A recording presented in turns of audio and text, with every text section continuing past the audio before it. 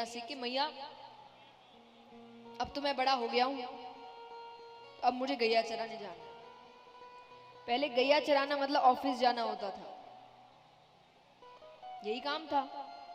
सुबह जाते थे, शाम को आते थे, पूरे दिन बाहर रहते थे। तो भगवान कहे कि अब तो मैं बड़ा हो गया हूं।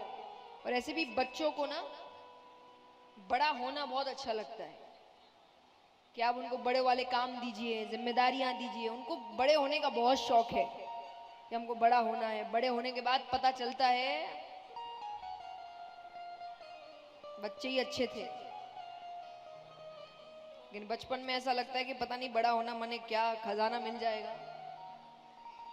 और या फिर ये भी कह सकते हैं कि मनुष्य कभी भी उसके पास जो है उससे खुश नहीं होता।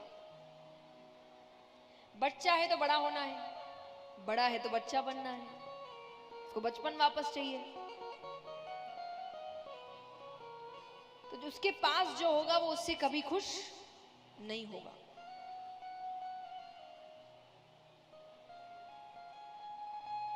तो यहां पर भगवान कहते कि अब तो मुझे गैया चराने जाना है। यशोदा मैया कहे अरे कन्हैया अभी कहां बड़ा हुआ, छोटा सा तो है, क्या जरूरत है इतना काम करने की। भगवान ने जिद पकड़ ली। तब यशोदा मैया ने कहा ठीक है चले जाना, पर जूतियां पहन कर जाना, जंगल का रास्ता है, पैर में कांटे चुभ जाएंगे। भगवान कहे मैं जूतियां पहनूंगा तो जितनी गैयाएं हैं सबके लिए जूतियां बनवाओ। अब जो भगवान नंद बाबा दान में 2 लाख गाय दे रहे हैं, किसमें? जो दान में 2 लाख गाय दे रहा है उसके खुद के पास कितनी गैया होगी? इतनों के लिए जूतियां बनाना संभव है? तो यशोदा मैया ने कहने कहने में कह दिया, क्योंकि सेवा तो देखिए वो उनको देखकर ही दुनिया ने सेवा करना सीखा है, गैया की सेवा कैसे करते। पर उन्होंने कहने कहने में कह दिया अरे कन्हैया पशु भी कभी जूतियां पहने। पशु कहते ही भगवान रोने लग गए। यशोदा मैया कहती अरे क्या हो गया, मैंने क्या गलत कहा, क्यों रो रहा है? भगवान कहते हैं गैया को पशु नहीं कहना, वो सिर्फ पशु नहीं है, गैया की हर चीज उपयोगी है, हर चीज। दवाइयों में इस्तेमाल हो रहा है उसका, हम नहीं मान रहे।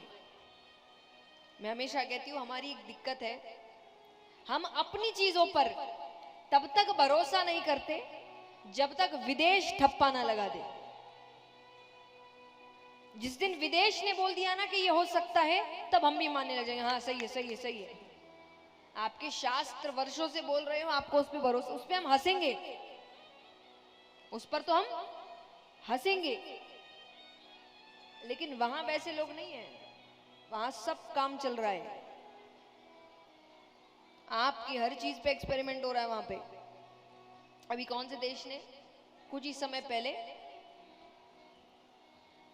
पत्तियां होती है ना उससे प्लेट्स बनाए, पत्तल,